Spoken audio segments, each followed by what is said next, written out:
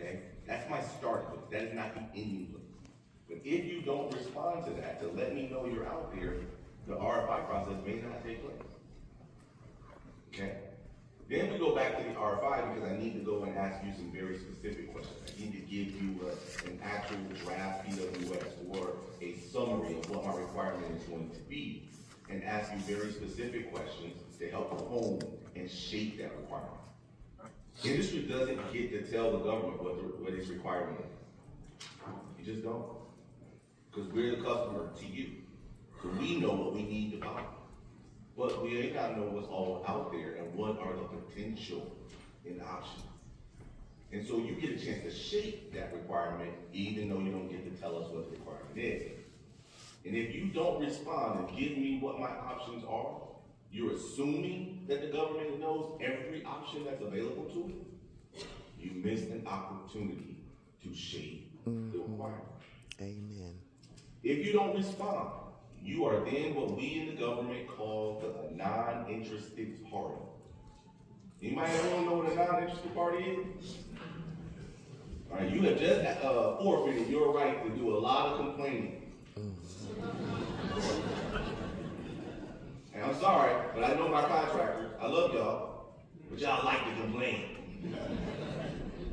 So why are you forfeiting your right to complain in the first place? Respond. It's important to respond because if you respond, I now know you exist. My program office knows you exist. When you respond, answer every single question that we ask of you.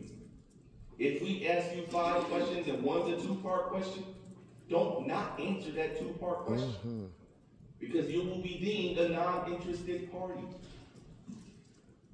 As a small business, that rule of 2 that was talked about yesterday is so critical to us being able to establish your technical competence, not technical acceptability.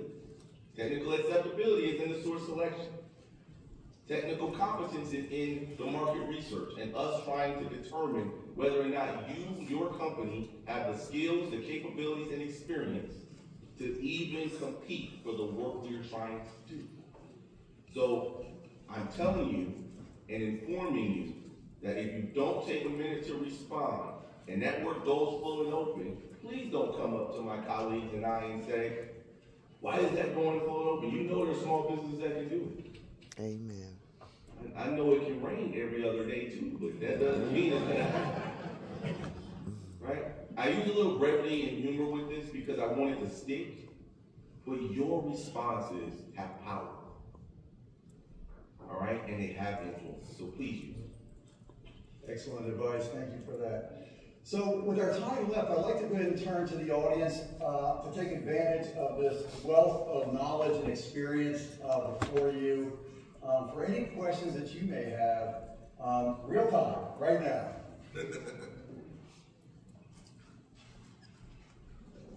Yes, ma'am.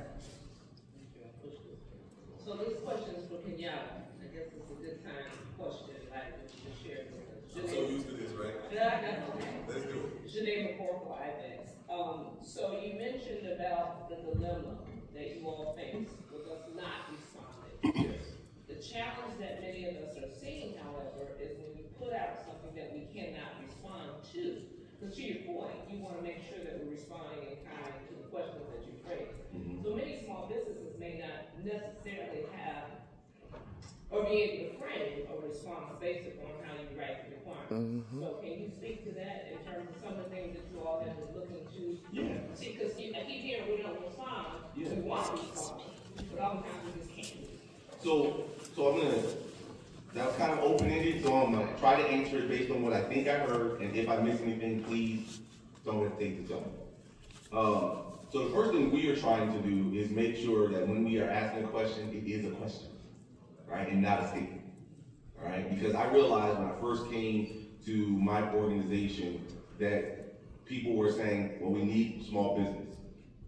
We need a fair and reasonable price. But they weren't asking, well, how do you generically price similar situations and items to give you a chance to respond to that? We weren't asking what I call the right questions.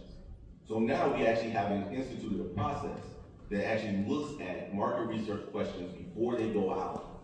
So that way we know that we ask questions. Are those questions relevant? You heard some speakers yesterday talk about the relevancy of what we're doing. Well, if I don't ask you questions that are relevant to what I'm asking or needing from you, then that's not real market research. It's jaded or slanted market research, and that doesn't give me a positive outcome, right? So my team is going through constant training and development on RFIs, true Q&A, or having interactive conversations with industry. So industry can say, well, I thought I heard you say this, but your document reads this way.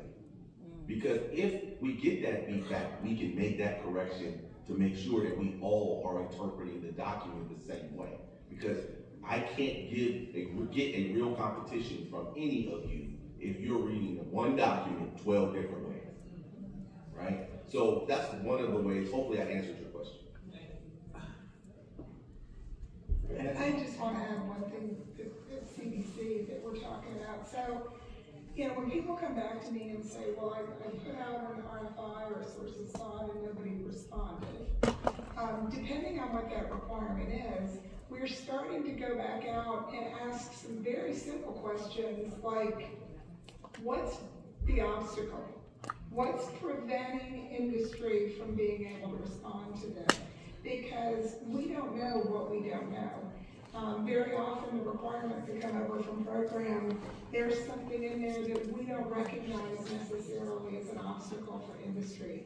So I think I agree with everything. What Kenyatta is doing is awesome, but I think we're also just asking some basic questions. Why didn't we get anything? And hopefully people will respond to those as well, because at the end of the day, Kenyatta hit the nail on the head. We only know what you tell us. Fantastic. Okay, another question, yes, sir. I have a question, Greg Palmer of Greg Palmer Inc. Yesterday you kind of mentioned it about these RFIs. My question is, when we respond to some of these RFIs, we never hear back. So can you kind of explain, you know, the process of responding back to us when we respond to you guys? Because, like I said, we've done RFIs where we never hear anything. It's like it just vanishes. Thanks.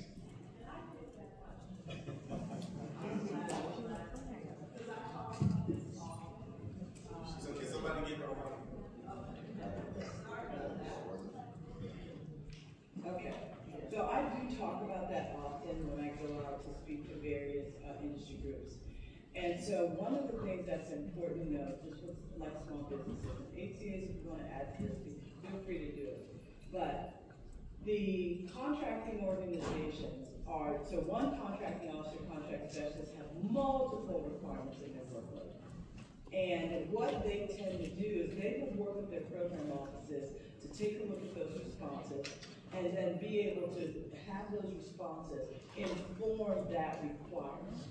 That is what we tend to do with it. With regards to our staffing, we just do not have the bandwidth to respond to every RFI that we receive. It just can't happen. Most of the time, the acquisition workforce is very, very short-staffed. We have a lot of staffing gaps. And so our ability to respond to every RFI we receive is just very limited and if not impossible. So what I would ask you to do is, if you're interested in that requirement, then continue to track it and follow it. And then you may be able to see where your specific response may have informed that requirement. Because that's what we're looking for. We're trying to understand what industry is doing in a specific area, what are processes that we may not know about, what are technologies that we may not know about in order for us to more efficiently meet a specific mission requirement. And so I would say track it and take a look at it, but we just do not have holistically the staffing to respond to every RFI that we receive. I personally have one. My deputy, Shane, has said, hey, you want me to take that off your hand? It's been sitting in my inbox for about, November to now. And it's an RFI that my office put out on a requirement that I'm personally working, and I've got about 13 responses just on that one requirement. So imagine a contracting officer that's got 20 to 40, and Leonard mentioned to me, his folks tend to carry 50 at a time. Just imagine if they did even half, of their workload and did RFIs, they just don't have the bandwidth. Thanks. Thank you, Katrina. And that's what you call a bonus. Having our senior procurement executive jump in. The ATAs may want to follow up on that as well, but do we have another question? Yes.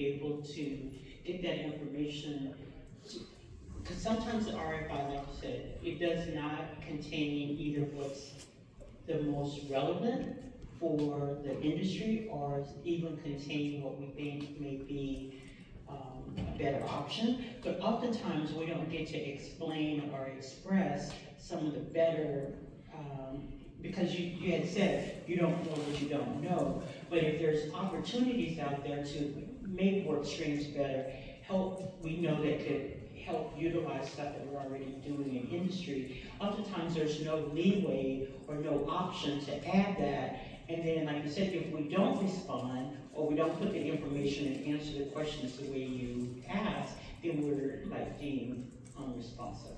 So where do we give you the best information that we think may be beneficial? So for most of me and my colleagues up here, and I'll let them jump in and add, but I know what we do is when we have our very specific questions that we want answered, we put those at the front.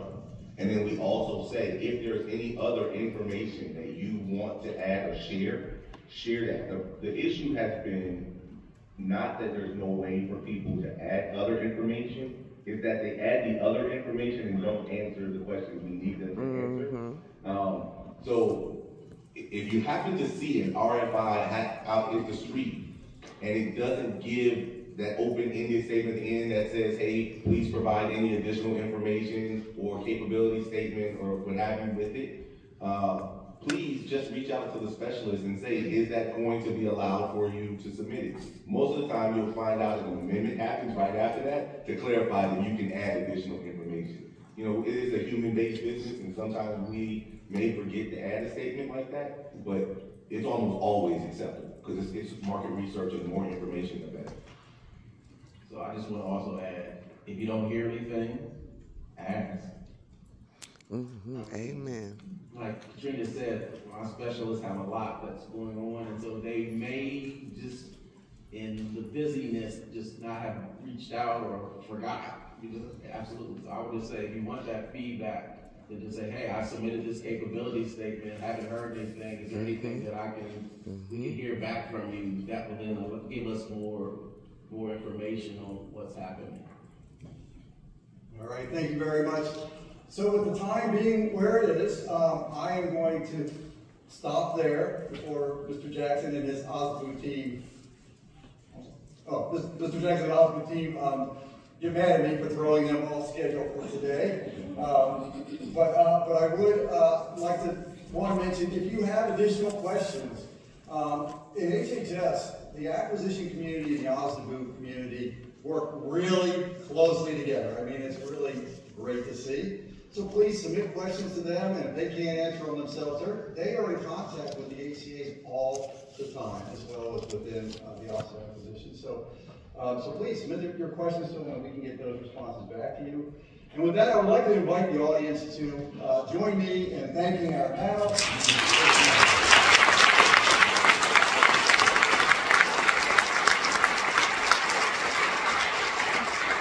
Thank you, Shane.